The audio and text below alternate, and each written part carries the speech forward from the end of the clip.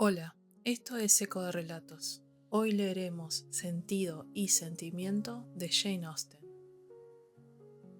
Capítulo 5.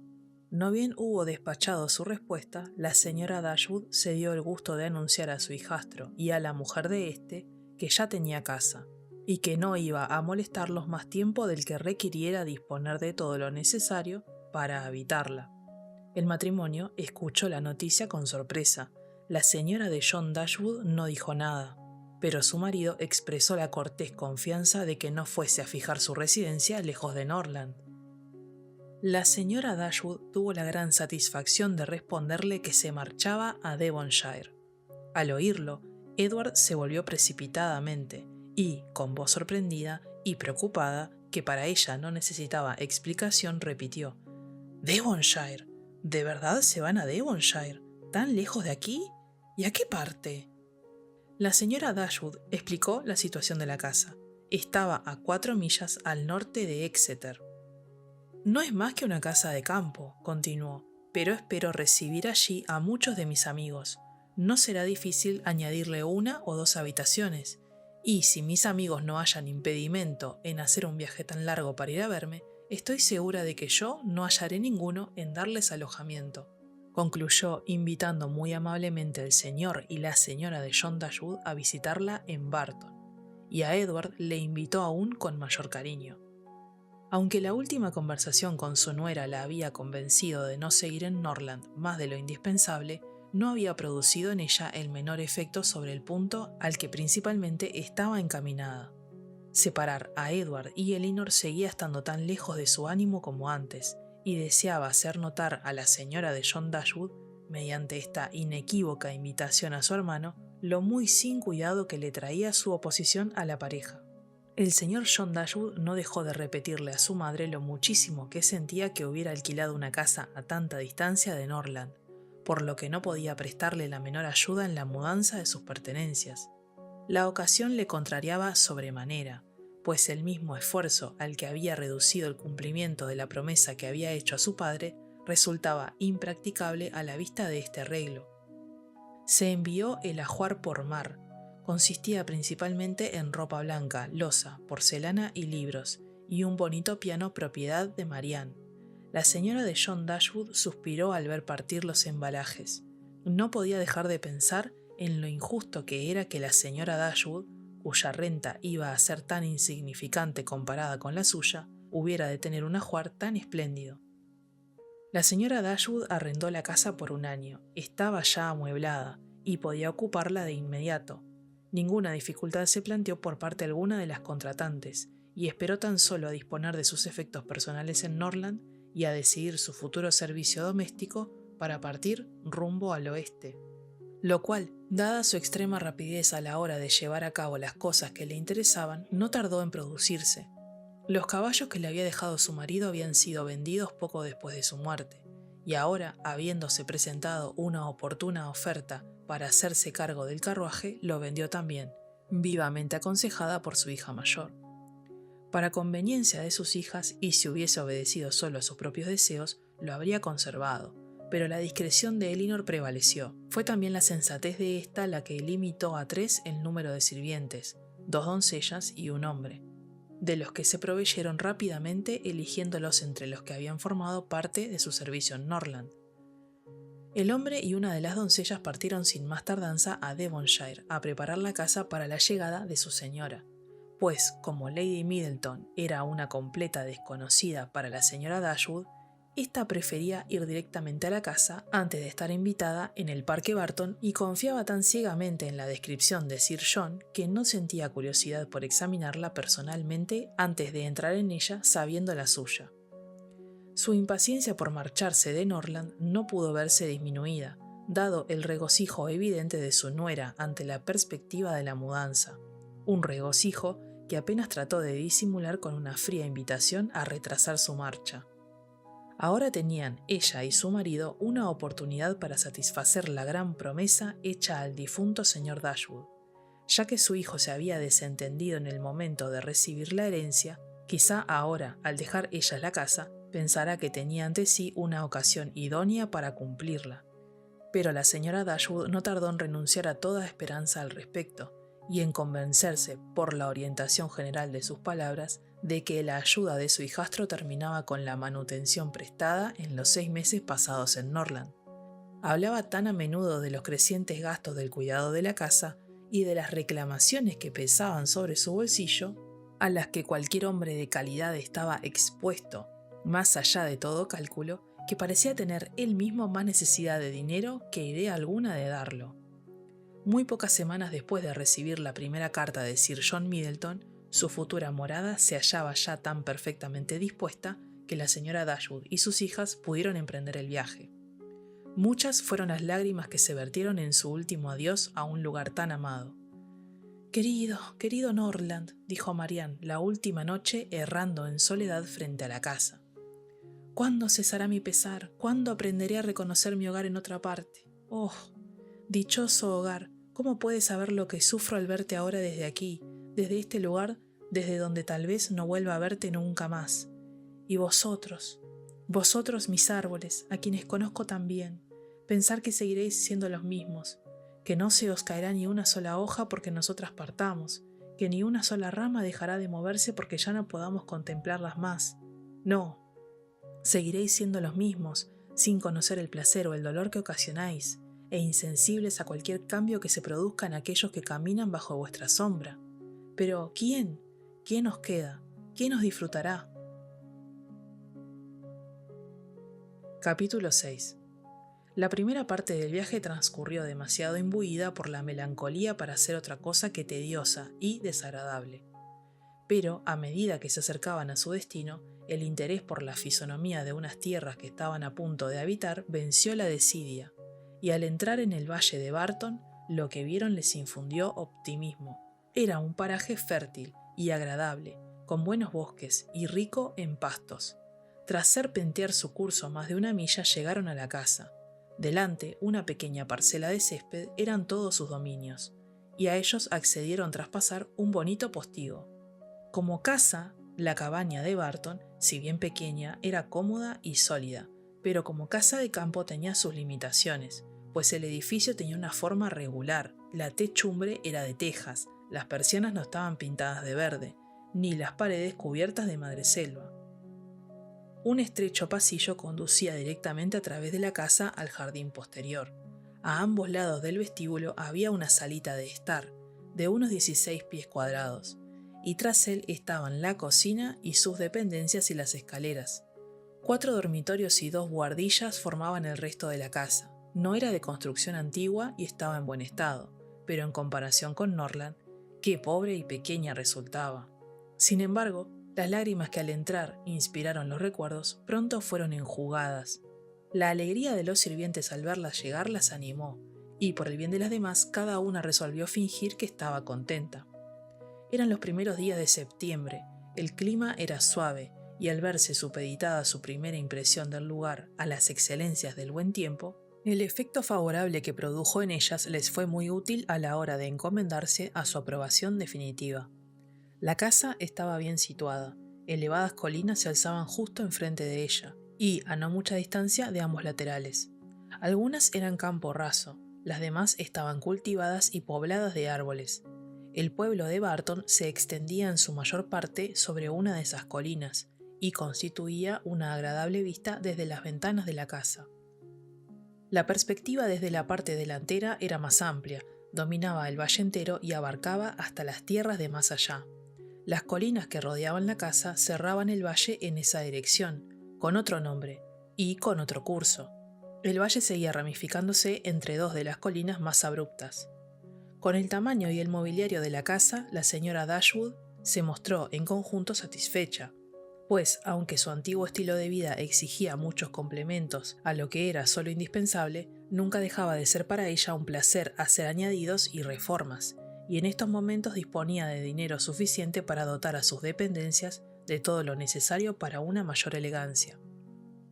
La casa en sí, sin duda, dijo, es demasiado pequeña para toda la familia, pero de momento nos instalaremos aceptablemente, dado que es demasiado tarde, en esta época del año, para hacer reformas. Tal vez en primavera, si me sobra dinero, cosa que creo que sucederá, podríamos pensar en hacer obras. Estas salitas son las dos demasiado pequeñas para las reuniones de amigos que espero ver a menudo celebrarse aquí, y tengo idea de conducir el pasillo dentro de una de ellas, quizá aprovechando parte de la otra, y dejar así el resto de esta última como vestíbulo.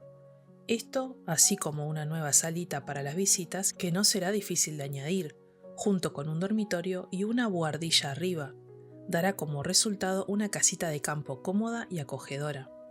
Me gustaría también que las escaleras fueran más anchas, pero una no puede tenerlo todo, aunque supongo que sería fácil ampliarlas.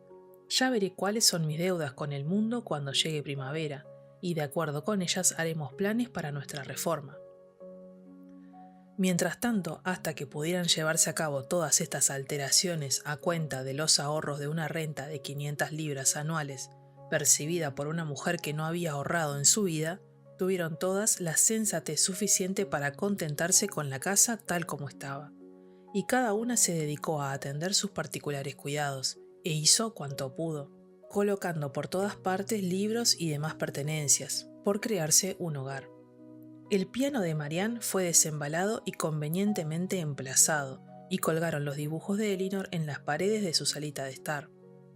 Hallándose en tales ocupaciones, las interrumpió al día siguiente, poco después del desayuno, la llegada del propietario de la casa, que iba a darles la bienvenida a Barton, y a poner todos los enseres de su propia casa y jardín a disposición del acomodo que en las actuales circunstancias les pudiera faltar.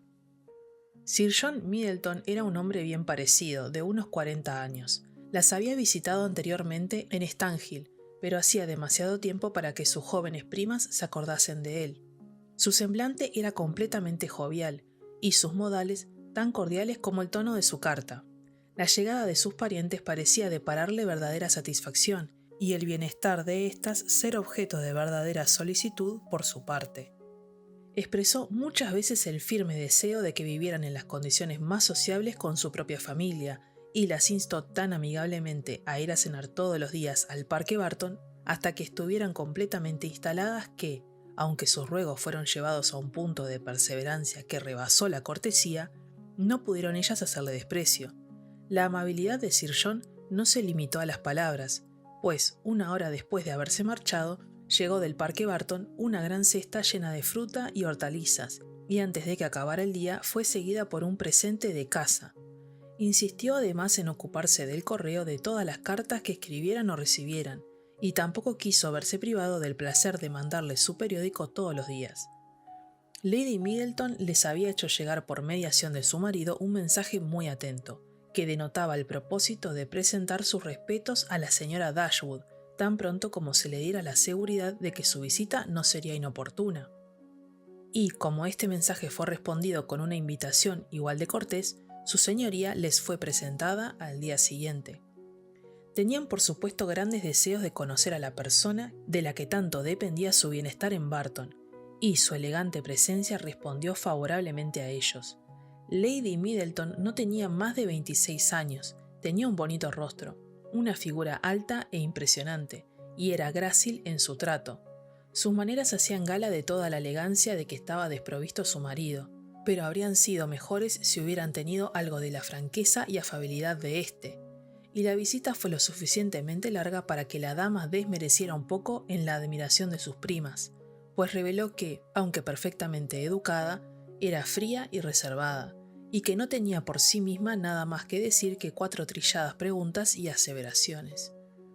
No faltó pese a todo la conversación, pues Sir John era muy parlanchín, y Lady Middleton había tomado la sabia precaución de llevar consigo a su hijo mayor, un hermoso muchachito de unos 6 años, gracias al cual las damas no dejaron en un extremo de tener tema al que recurrir, pues hubo que averiguar su nombre y edad, admirar su hermosura, y hacer preguntas que su madre respondía por él, mientras el niño se pegaba a ella con la cabeza gacha, para gran sorpresa de su señoría, que estaba maravillada de que, con todo el alboroto que armaba en casa, fuese tan tímido en sociedad. Toda visita formal debería incluir la presencia de un niño, a fin de nutrir la conversación.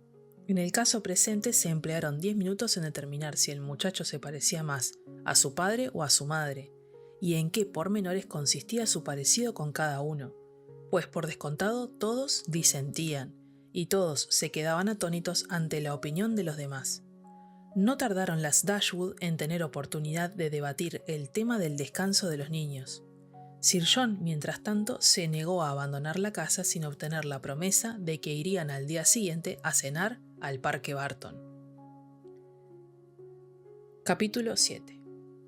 La finca de Barton se hallaba a una media milla de la casita de campo. Durante su trayecto por el valle, la señora Dashwood y sus hijas habían pasado cerca de ella, pero desde la casa no se veía, pues la tapaba la prominencia de una colina. La finca era grande y bonita, y los Middleton vivían en ella de una forma hospitalaria y distinguida a la vez. Lo primero para solaz de Sir John, lo segundo para solaz de su esposa. Rara vez dejaban de tener amigos invitados en casa, y estos excedían en número y condición a los de todas las familias de la vecindad. Era algo necesario para la felicidad de ambos, pues, aunque distintos en temperamento y trato, eran de lo más parecidos en esa total falta de gusto y talento que relegaba todas sus actividades no relacionadas con las que la sociedad promovía a un ámbito muy limitado. Sir John era deportista, Lady Middleton, madre. Él cazaba y disparaba la escopeta, ella mimaba a los niños y he aquí todo su mundo. Lady Middleton tenía la ventaja de poder malcriar a los niños todo el año, mientras que las ocupaciones autónomas de Sir John estaban vigentes solo la mitad del tiempo.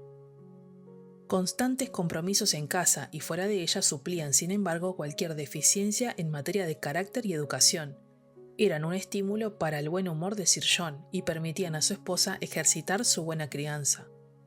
Lady Middleton se preciaba de la elegancia de su mesa y de todos sus arreglos domésticos, y de este tipo de vanidad provenía su mayor placer en cualquiera de sus reuniones. En cambio, las satisfacciones que a Sir John le procuraba la sociedad eran mucho más auténticas. Le encantaba verse rodeado de jóvenes, más de los que cabían en la casa, y cuanto más alborotaban, más le gustaban. Era una bendición para todo el contingente juvenil de la vecindad, pues en verano se pasaba el día organizando comidas frías de jamón y pollo al aire libre, y en invierno sus bailes privados eran lo suficientemente concurridos para cualquier jovencita que no padeciera el insaciable apetito de los 15 años. La llegada de una nueva familia a la región era siempre para el motivo de alegría, y no podía estar más contento con los inquilinos que había encontrado para su casita de Barton. Las señoritas Dashwood eran jóvenes, bonitas y carecían de afectación. Esto último bastaba para obtener su beneplácito, pues carecer de afectación era todo cuanto una muchacha bonita podía desear para hacer de su espíritu algo tan cautivador como su presencia física. Por su natural cordialidad le hacía feliz acomodar a aquellos cuya situación, en comparación con el pasado, podía considerarse infortunada. Al mostrarse amable con sus primas, obtenía por tanto la satisfacción genuina de un buen corazón, e instalando en su casita a una familia exclusivamente femenina, encontraba toda la satisfacción de un deportista. Porque un deportista, aunque aprecia tan solo a los miembros de su propio sexo, que son también deportistas, rara vez se siente inclinado a fomentar en ellos el sentido del gusto, dándoles techo en sus propios dominios. La señora Dashwood y sus hijas fueron recibidas en la puerta por Sir John, que les dio la bienvenida al Parque Barton con sinceridad nada afectada, y mientras las acompañaba al salón, confesó otra vez a las jovencitas, con la misma preocupación que la noche anterior, su incapacidad para encontrar algunos jóvenes elegantes que presentarles. Solo iban a conocer, les dijo, a otro caballero además de a sí mismo, un amigo suyo que estaba residiendo en la finca, pero que ni era muy joven ni muy alegre. Esperaba que disculpasen las pequeñas proporciones de la reunión, y podía asegurarles que eso nunca más volvería a suceder. Había visitado a algunas familias aquella mañana con la esperanza de incrementar la concurrencia, pero aquella noche había luna llena, y todos tenían muchos compromisos. Por fortuna, la madre de Lady Middleton había llegado a Barton a última hora, y dado que era una mujer muy animada y simpática, confiaba en que a las señoritas no les parecería todo lo aburrida que cabía imaginar. Las señoritas, tanto como su madre, se daban por enteramente satisfechas con tener a dos completos desconocidos en el grupo y no pedían más. La señora Jennings, la madre de Lady Middleton, era una mujer de cierta edad, de risueño talante, gorda y alegre, que hablaba mucho, parecía muy contenta y bastante vulgar. Reía y bromeaba constantemente, y antes de que acabara la cena había dicho ya muchas cosas ingeniosas sobre novios y maridos. Expresó la esperanza de que las señoritas Dashwood no hubieran dejado el corazón en Sussex, porque tenía intención de verlo florecer tanto si así era como si no. Marianne, al oír esto, se sintió incómoda por su hermana, y volvió los ojos hacia Elinor para ver cómo resistía tales embates, con una gravedad que a ésta le dolió mucho más que todas las chanzas y lugares comunes de la señora Jennings.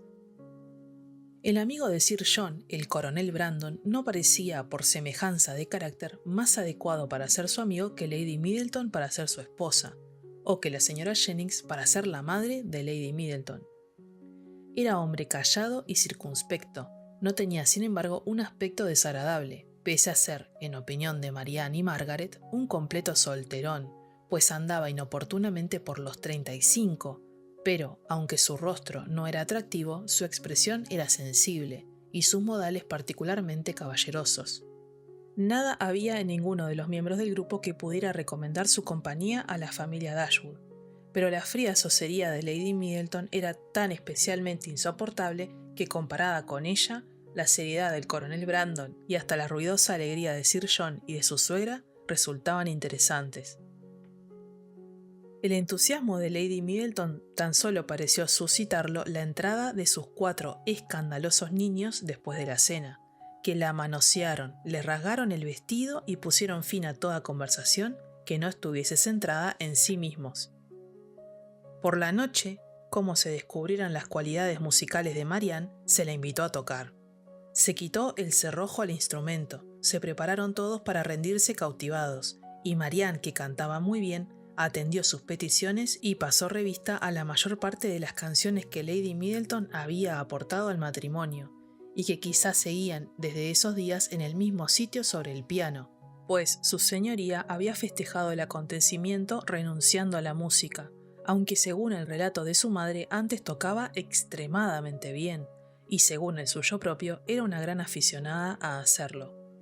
La interpretación de Marianne fue muy aplaudida. Sir John expresó sonoramente su admiración al final de cada pieza, del mismo modo que sonora fue su conversación mientras duraba cada una de ellas. Lady Middleton le llamó repetidamente al orden, asombrada de que alguien pudiera apartar su atención de la música por un momento, y pidió a Marianne que interpretara una determinada canción que Marianne justo acababa de interpretar. Tan solo el coronel Brandon, de todo el grupo, la oyó sin entrar en trance. Su único cumplido fue escucharla, y por esta razón sintió ella por él el respeto que los demás habían razonablemente perdido por su descarada falta de gusto, el gusto que le deparaba la música. Si bien no alcanzaba aquel deleite extático que era el único con el que ella era capaz de congeniar, resultaba estimable en contraste con la horrible insensibilidad de los demás, y ella era lo suficientemente razonable para conceder a un hombre de 35 años la posibilidad de vivir después de haber agotado todas las finuras del sentimiento y todas las exquisitas facultades del placer. Estaba totalmente dispuesta a hacer por la avanzada edad del coronel todas las concesiones que requiera la humanidad. Capítulo 8. La señora Jennings era viuda y gozaba de una generosa pensión. Tenía solo 2 hijas y había vivido para verlas a las 2 respetablemente casadas, por lo que ahora no tenía otra cosa que hacer que casar al resto del mundo. En la persecución de este objetivo se mostraba celosamente activa, en la medida de sus posibilidades, y no desaprovechaba ocasión para planear bodas entre los jóvenes que conocía. Era memorable su rapidez en descubrir asuntos del corazón, y había tenido la virtud de sacar los colores y de halagar su vanidad a no pocas jovencitas mediante insinuaciones de su poder sobre tales o cuales jovencitos, y esta clase de discernimiento le permitió, poco después de su llegada a Barton, pronunciar en tono decisivo que el coronel Brandon estaba muy enamorado de Marianne Dashwood. Estas fueron claramente sus sospechas desde la primera noche en que se vieron, a raíz de la atención con que el coronel había escuchado a Marianne mientras cantaba para la concurrencia, y cuando los Middleton devolvieron la visita yendo a cenar a la casita de campo, el hecho quedó demostrado porque él volvió a escucharla. No le cabía duda, quedó totalmente convencida. Harían una pareja excelente, siendo él rico y ella guapa. La señora Jennings llevaba deseando una buena boda para el coronel Brandon desde que su parentesco con Sir John le había dado ocasión de conocerle, y nunca cejaba en su empeño por conseguir un buen marido para una jovencita hermosa. Las ventajas inmediatas no eran, para la señora Jennings, en absoluto desdeñables, pues las circunstancias favorecían un sinfín de chanzas a costa de ambos. En la finca se burlaba del coronel y en la casa de campo de Marianne. A él sus bromas le eran, con toda probabilidad, y en la medida en que le afectaban solo a él, completamente indiferentes, pero para ella fueron al principio incomprensibles, y, cuando su propósito se hizo entender, apenas supo si reírse de lo absurdas que las encontraba o censurar su impertinencia, pues le parecían una grosería teniendo en cuenta la avanzada edad del coronel y su indefensa condición de solterón. La señora Dashwood, a quien un hombre 5 años menor que ella no se le antojaba tan extremadamente anciano como a la juvenil fantasía de su hija, se aventuró a absolver a la señora Jennings de la acusación de faltar el respeto a la edad del coronel.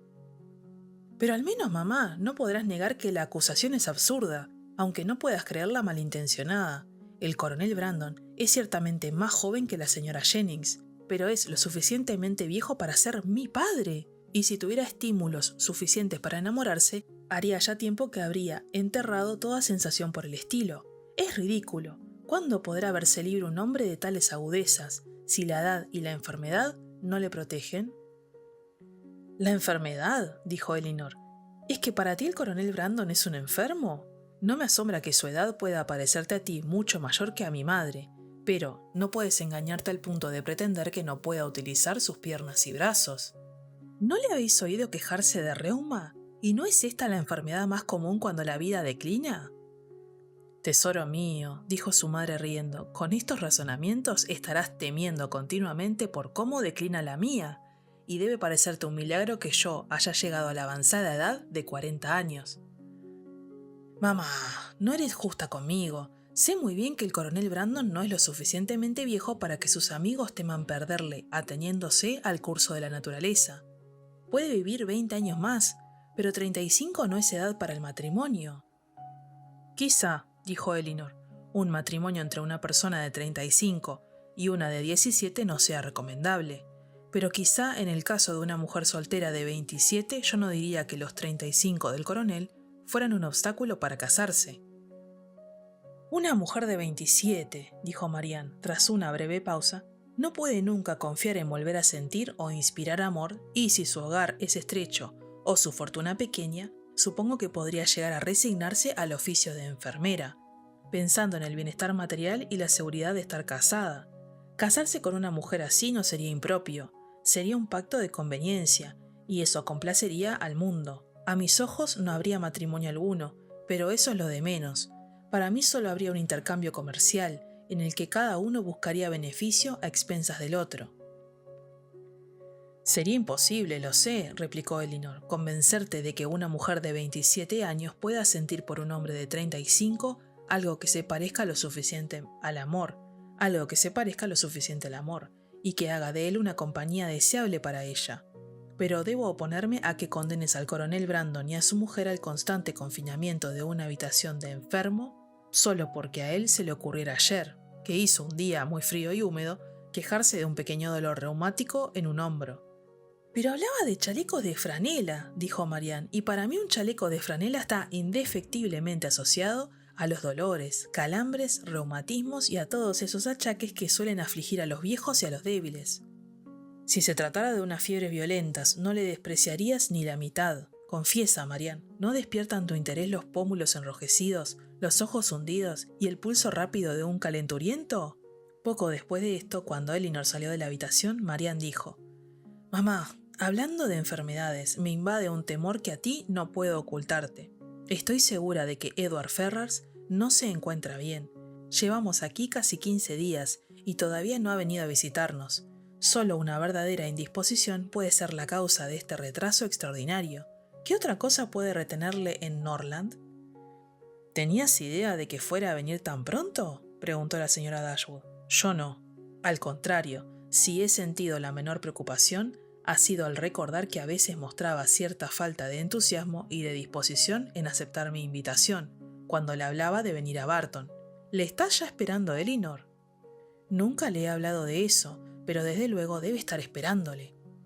Más vale, en mi opinión, que estés equivocada, porque cuando ayer le hablé de poner una parrilla nueva en la chimenea de la habitación de invitados, dijo que no corría ninguna prisa, ya que no era probable que hiciese falta durante una temporada. ¡Qué extraño! ¿Qué querrá decir? Y es que todo el comportamiento que han tenido el uno con el otro ha sido inexplicable. ¡Qué frialdad! ¡Qué compostura hubo en su último adiós! ¿Cómo languideció la conversación la última noche que estuvieron juntos? En la despedida, Edward se portó igual con Elinor que conmigo. Las dos recibimos los mismos buenos deseos de un hermano afectuoso. 2 veces los dejé a solas a propósito en el curso de la última mañana, y las 2 veces me siguió él de la manera más inexplicable fuera de la habitación. Y Elinor, al dejar Norland y a Edward, no lloró como yo.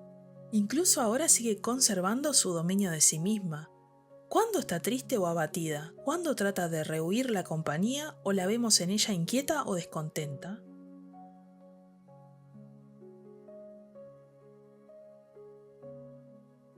Hasta acá llegamos con el episodio de hoy. No olvides darle like, suscribirte y activar la campanita para que no te pierdas los próximos videos. Déjame tus comentarios, opiniones o sugerencias y nos vemos en el próximo capítulo.